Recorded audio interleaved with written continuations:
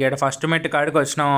అసలు ఈ కొండ కింద నామాలు ఆ టెంకాయలు అంతా వేరే లెవెల్‌గా ఉంది ఫీలింగ్ ఈడ చూస్తా ఉంటే. ఇంకా మేము టెంకాయ కర్పూరం తీసుకొని ఇంకా టెంకాయ కొట్టేసి ఇది చూడమా ఫస్ట్ మెట్టు ఎక్కేసినాము. ఫస్ట్ మెట్ అంటే ఏమి ఉండదు, సేమ్ లెవెల్గా ఉంటుంది, మధ్యలో గ్యాప్ ఉంటుంది.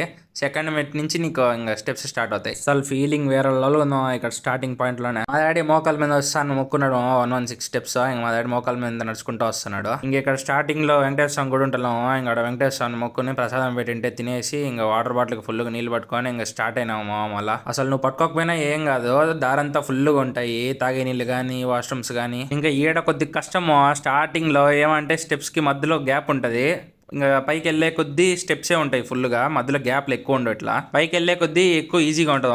ఈజీ అంటే తక్కువ టైంలో ఎక్కువ స్టెప్స్ ఎక్కేయచ్చు అట్లా. ఇంకా ఇక్కడ 100th స్టెప్ ఉంటాము, 100వ మెట్టు కాడ ఆగినాము. ఇంకా మా తమ్ముడు ఇల్లు కడతా అంటే నేను ఒక ఇల్లు కట్టేసిన. వాడైతే 5 కట్టినాడు, ఇంకా ఇల్లు కడతానే ఉన్నాడు.